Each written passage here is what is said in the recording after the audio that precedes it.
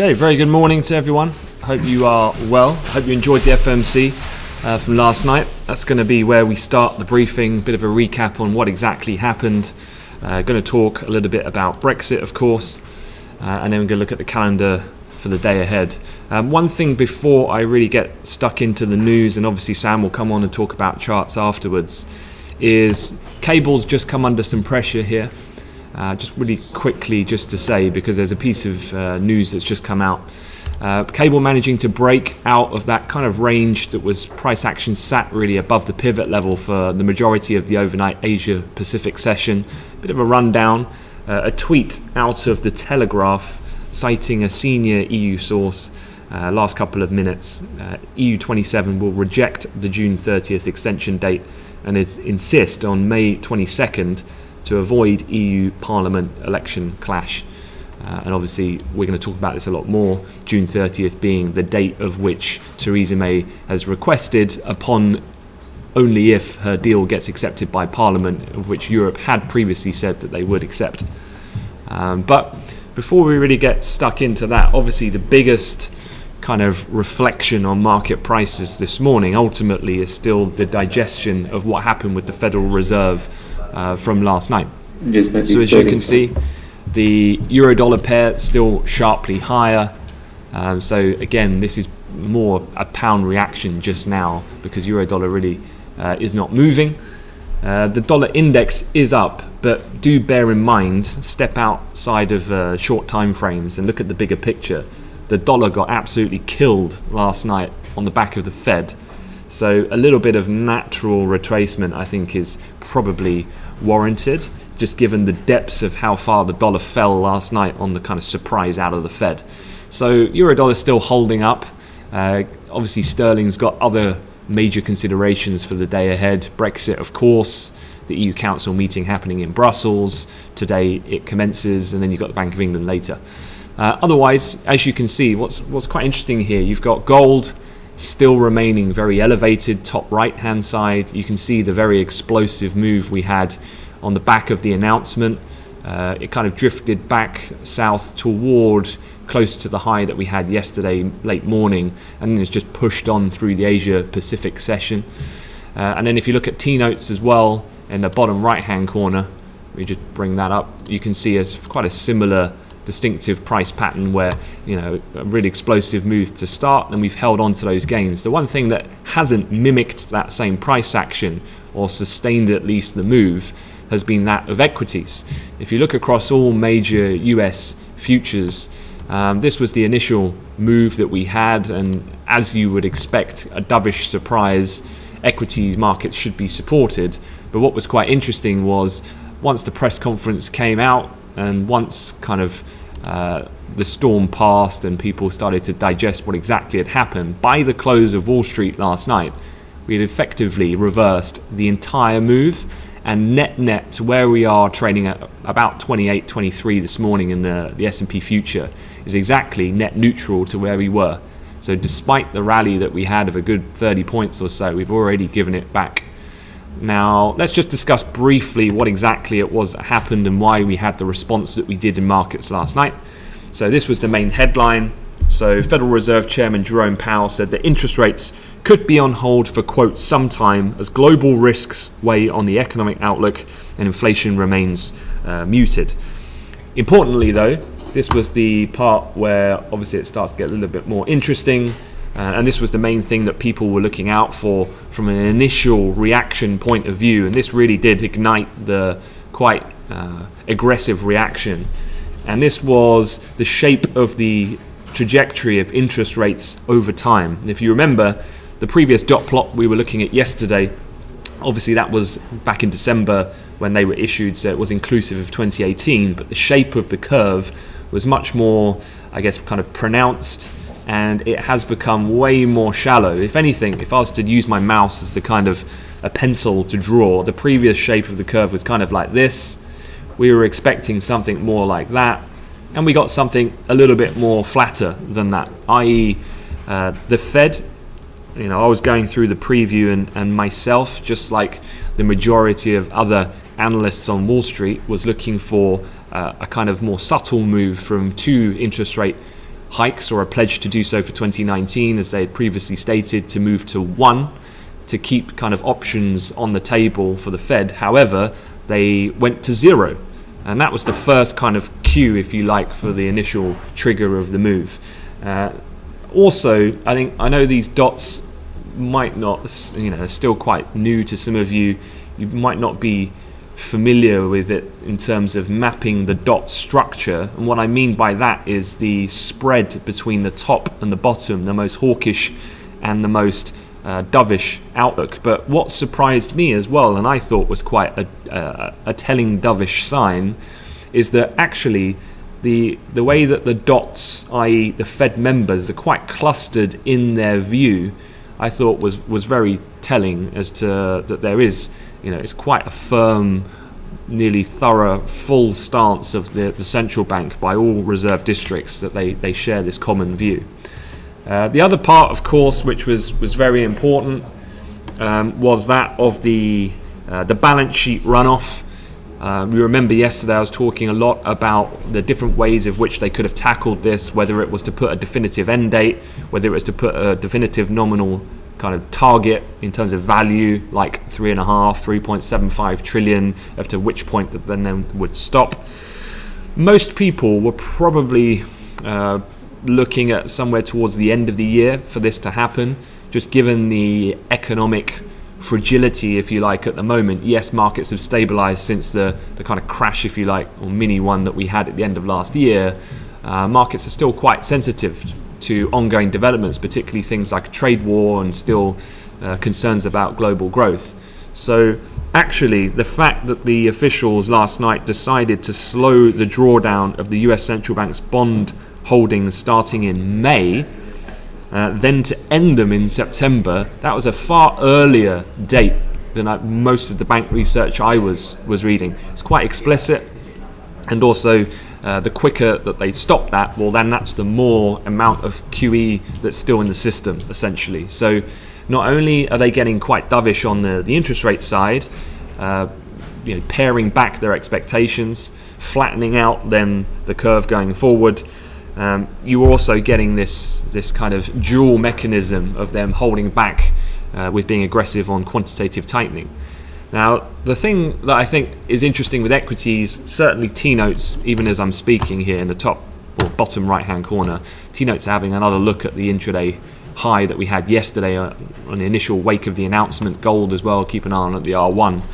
But equities reversed it, and I guess there's a couple of things here, I guess really two important points. One is, a lot of people questioning at the time and still this morning, well, why have the Federal Reserve had to take such aggressive action?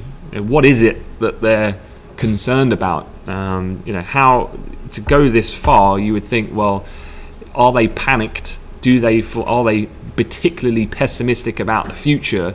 And ultimately then, is that bad for corporate America in the kind of medium to long term?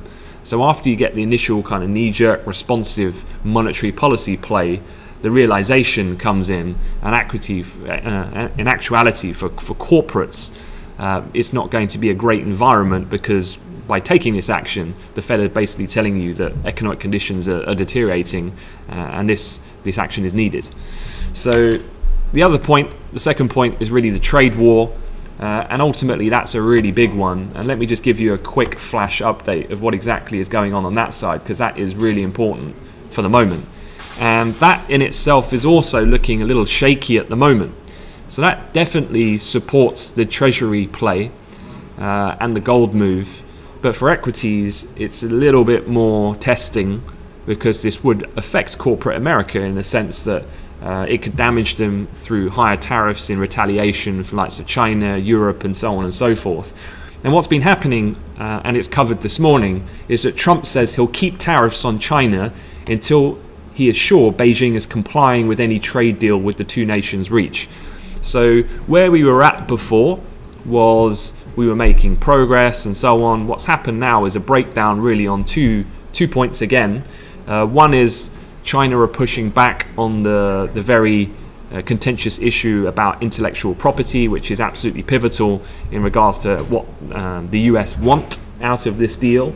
And then Secondly, as well, you've got this idea about what markets were looking for was Trump to roll back once a deal has been signed and inked. The tariffs were going to be rolled back, and now what he's insisting on is not actually rolling them back, but keeping them in place as they are for a considerable period of time, just to ensure that China are actually going to be compliant. So you can see how we've stepped back a little bit from what looked like we were making progress towards a kind of end game on the trade side. So this is quite, I mean, actually, I think Trump is playing this quite well. From a tactical point of view, to get what he needs from a trade deal, but from a market sensitivity, this is worrying, certainly from an equity perspective. So I would bear that in mind. So again, the Treasury move, the gold move, I think the narrative is set for that, but for equities, it's a little bit more complicated. Okay, let's look at a couple of other things. I mentioned the pound was taking a bit of a dip, and so let's jump onto the Brexit side. I'm not sure if you caught it last night, but I was watching it on my phone. Theresa May, the Prime Minister, obviously spoke last night. Here's a shot of her in her delivery as a national address. Absolutely, I thought, as expected. I give very little credence to her rumours of her resigning. I think this is all absolutely part of the plan that she's going for. Now let me get you up to speed with some of the headlines that have happened as to prepare you for the day ahead. So, under pressure from Eurosceptic Conservatives, the Prime Minister formally proposed now delaying Britain's exit from the EU until June 30th. But the bloc warned if she cannot persuade members of Parliament to vote for her deal in the next 9 days, the choice will be a prolonged extension or leaving without a deal. So we know this. This is pretty much the status quo. Theresa May, let me just read to you what she said last night. She said, "I am not prepared to delay Brexit any further than 30th of June. The fact the UK will not leave the bloc on scheduled March 29th is a matter of great personal regret for me." She said, "Of this I'm absolutely sure you, the public, have had enough, and I agree." This is, again, try not to get too warped into the media. This is Theresa May absolutely positioning herself accordingly, I feel, for her meaningful vote, which she'll present to Parliament next week. All of this is to appease two things. One, what she needs, which is the Eurosceptic Conservative members to support her, because that's where the major numbers come from the shift for her to turn around the 149 deficit she had from MV2. And then secondly, she needs to also convey to the public that she is committing to the will of the people. And so in this sense, as I've been saying for many weeks, I think Theresa May is playing this absolutely perfectly, because ultimately I think Parliament will take this off her hands, and the only way is to have an extension, and if that, a prolonged one at least. I think actually what's going to happen, if you want my opinion, is I think that she will go to the European Council meeting today and tomorrow.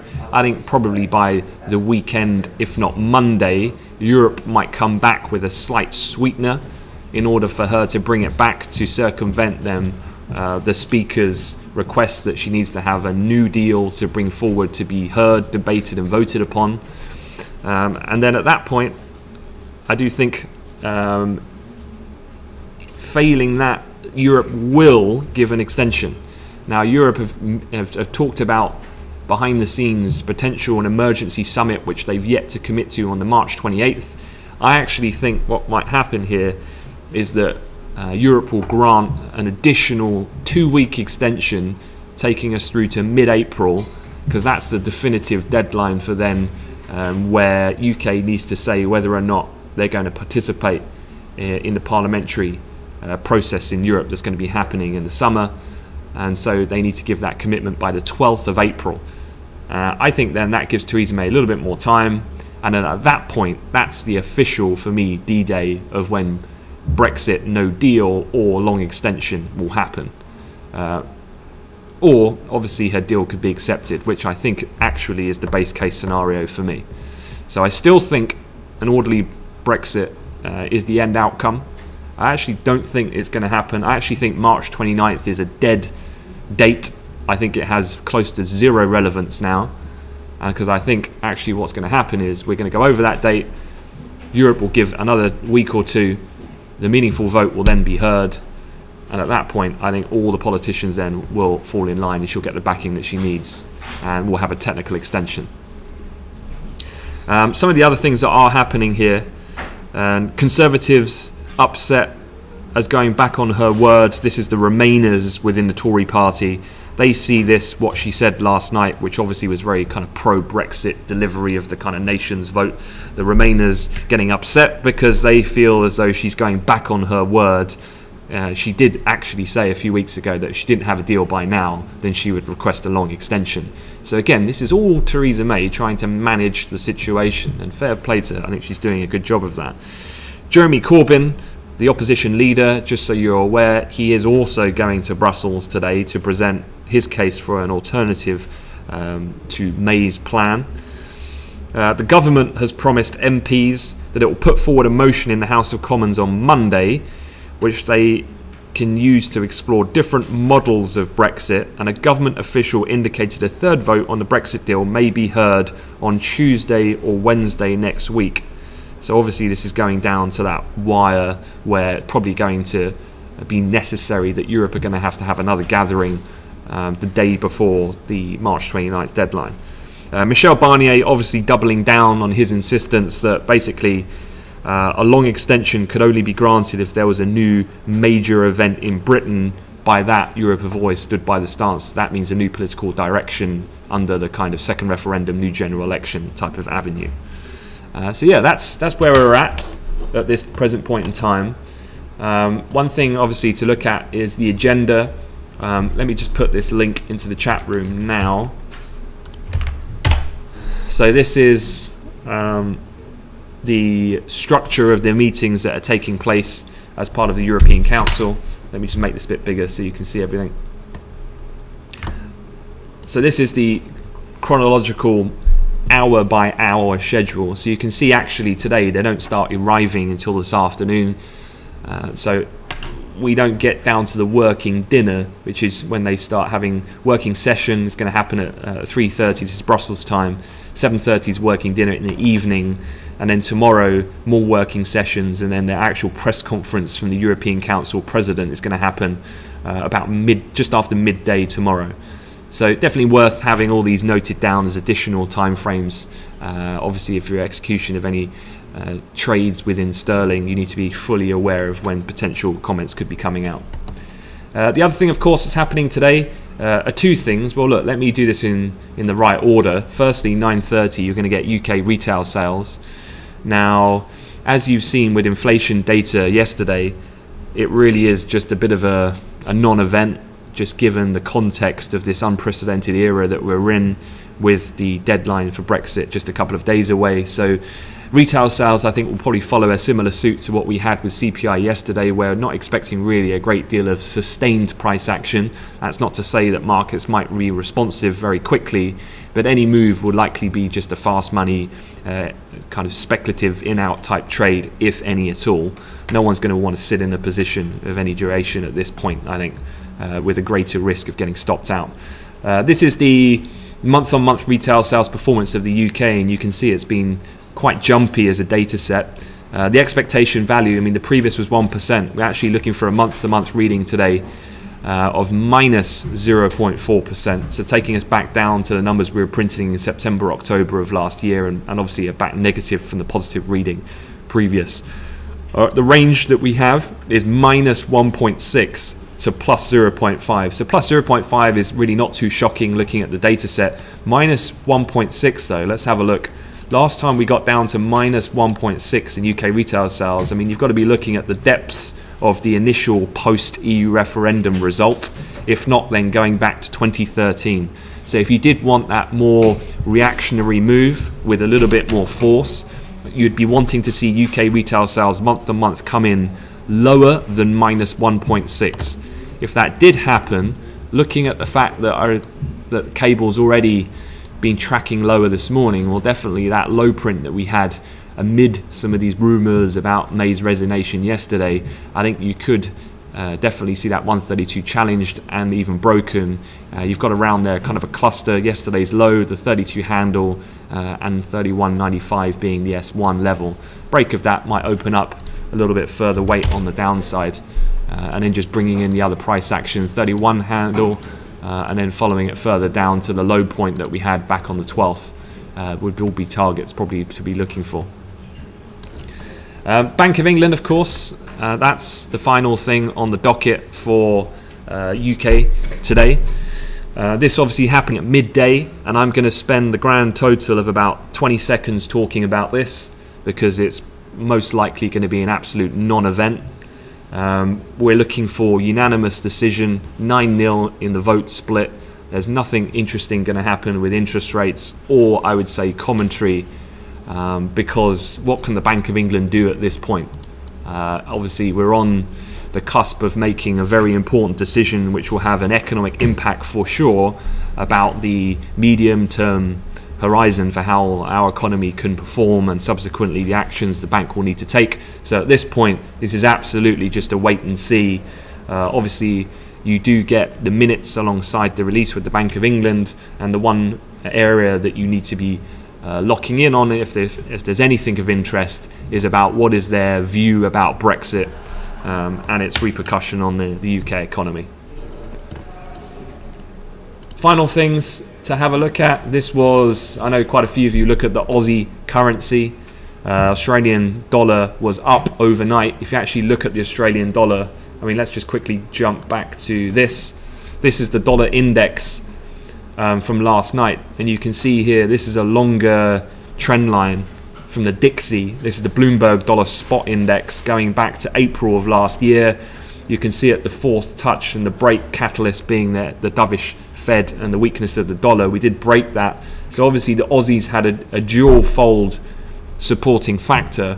The Aussie spiked on the dollar weakness last night, and then the Aussie also got a little bit of a kick to hit its R1 in the futures after unemployment fell to an 8-year low overnight.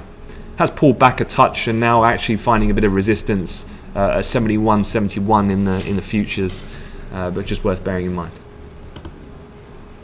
All right, quick review of the calendar then, and let me hand you over to Sam. So other than the UK retail sales, I know some of the live guys might be interested, just so you're aware, you do have this Swiss National Bank, the SNB interest rate decision that's coming up at 8:30. You've got the Norges Bank, so Norway Central Bank giving their rate decision as well.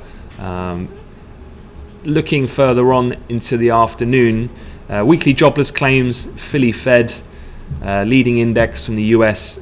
You do get European consumer confidence, the flash reading at 3 p.m.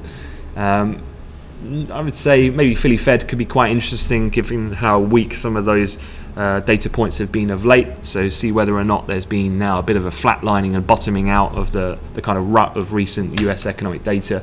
Could be quite interesting. But overall, I would still say, still keep an eye on anything updates on the trade war side.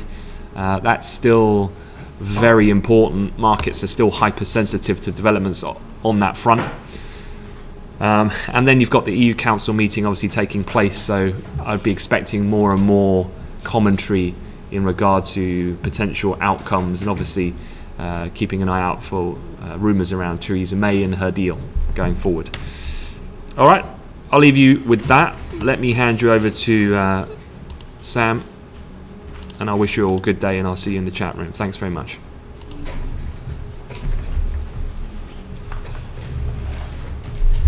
Hi guys, good morning. Hope everyone is doing well and enjoyed last night if you stuck around and traded that. A couple of markets looking quite interesting already today. We'll bring in the currencies to start with before going over to the equities, which are just coming to their lower levels. Nasdaq actually at quite an interesting one, but that euro having broken out quite some key levels. I imagine this pink trend line here is on that 240, and you can see that breakthrough happened a bit yesterday. Retested it before going on, and obviously the Dovish Fed helping a fair bit. We are actually just pushing a bit lower. The dollar recovering a touch, and you know, if we look at the ECB, Bank of Canada, last two meetings, you've had that reversal in a couple of days. Is that going to happen? I mean, honestly, I wouldn't be too surprised. Is the euro much stronger than the dollar really at the moment? I'm not too sure. But yeah, today anyway, let's have a look to sort of see what's going on across a couple of those currency pairs. I think with that euro, you've got a bit of sort of support going back to the high that we had back on the 3rd around that pivot level. I'd almost only use the pivot level as a profit taking point. Probably worth for those that are interested in fibs to get one from the sort of the bottom of that yesterday. You can see the 50% around that level as well. Probably not a bad area to look for some potential support. One market that really didn't buy into the dovishness last night obviously had its own thing going on, being the pound, and you can see that has just drifted low this morning. A break of a trend in the early hours as well. If we just put this back, you can see it was a decent opportunity just after 7 o'clock, and that is now just testing some of those lows from yesterday. Levels below, obviously, other than yesterday's low, you've got the 132 in the futures, but quite a key zone as a whole. Going back, if I just take that around there, you can see we had some decent price action here on the 13th, where initial high broke through, found some support as well. So as a zone goes, it's one to keep an eye on for sure, and as well with any sort of potential profit points. If we were to break through, this trend line would also come into the mix around there. So yeah, I'd be focusing on that sort of, let's call it 77, about 30 tick, 25 tick range for pound as a strong level of potential support. But really this market, you can see it hasn't done overly too much compared to the other dollar pairs. As Ant mentioned, that Aussie dollar was higher overnight and still relatively elevated.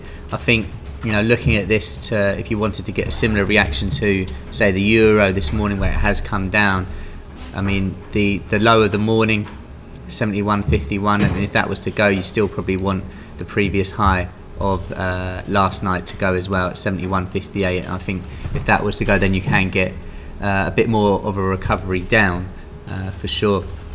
Equities, well, last night was a pretty up and down reaction. The 28.50, I remember talking about it at the time as being a key resistance, just couldn't break through that. But also the low of sort of the S1 yesterday, and if I put this on a longer time frame, you'll see why it's important. Just as a zone was the previous high going back from the month. We tested it a couple of times, couldn't break through.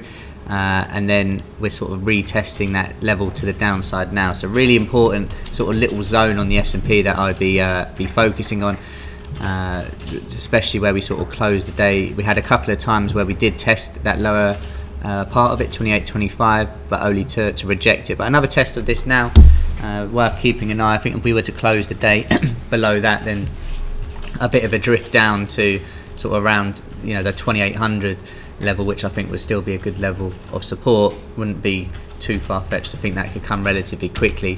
The Nasdaq, which was soaring last night, new high for the year, on a really key level now. You've got yesterday's previous high, overnight support, and the pivot all in the mix now. So keep a close eye on that and how that sort of holds or doesn't hold. And a break below that, then the low of yesterday and the day before and previous highs, really strong level support that would sort of be potentially attracted to for anyone looking to sell this market. If you're only really interested in buying this market, probably worth getting a trend line on from those highs, and this probably would be something that you'd be focusing on later on in the days to see it sort of get squeezed in, and then you get that push above 74.21, a key level potentially just to be aware of as a resistance point. European equities, obviously we had a poor start to the day yesterday, but we are also continuing that now. This is if anyone is short, probably not a bad little profit target, just a bit below where we're trading now. You can see this would be the third test of the trend line now. If we also draw a bit of horizontal line, we've got some really key lows of the day, previous highs going back to the mid part of this month, about 10 or so days ago. So yeah, really key area of potential support for the DAX there. But equities just under a bit of pressure this morning, understandably, following that reaction. Well, definitely in the DAX from yesterday, but also in the US equities. But some support levels coming up, so one to keep an eye on. Oil with the rally yesterday post DOE. Let's have a quick look how we're trading. If everything starts to come down, you've got to imagine oil is a bit too overpriced at the moment. Got a zone marked up here from yesterday with that $60. That's a previous high as well, so really key. Did chop through it late last night, but still got to imagine that should offer some sort of support. I think I wouldn't really want to be getting short in this unless we were to get under that previous high that we had back on the 19th, so on Tuesday. And if that was to go below there, I think, yeah, quick move lower. However, I might want to take the sort of the key that's gonna, the signal, if you like, that's gonna happen from other markets as well. As with any sort of day after the night before, I'll just be a bit careful in looking for, you know, consistent moves to follow, especially in the dollar. You know, the move yesterday was big. You know, euro has already come down a touch. Obviously, the pound is doing its own thing. The Aussie dollar is higher, but still, no, not on yesterday's high. So I'll just be a bit careful about getting too aggressive in these markets. If we just have a quick look over at gold, however, that is probably the one sort of dollar-related market, if you like, that is really pushing on. Got a couple really key resistance points just above today's R1, going back to previous days. I'm going to put this onto that 4-hour chart, and you can see there's the significance of this level here. Really good support, resistance. I'll be keeping a close eye on what happens around this level should we get there. But the break above the high that we had back on the 13th is obviously quite a key one as well. Just have a final look over the calendar, just to remind ourselves what's happening over the sort of the time of the day. 9:30, so for UK numbers to come out there, probably worth, well, it's an hour 20 away, looking to sort of exit positions, you know, 15 minutes before that if you were currently short. US data 12:30, and then 2 o'clock and 3 o'clock for some EU consumer confidence. So afternoon looks a bit more promising data wise, but would just be a bit careful about getting aggressive on the dollar, looking for any continuation of this weakness. Hope you all have a good day ahead of you, and I'll catch you in the chat with any questions that you might have.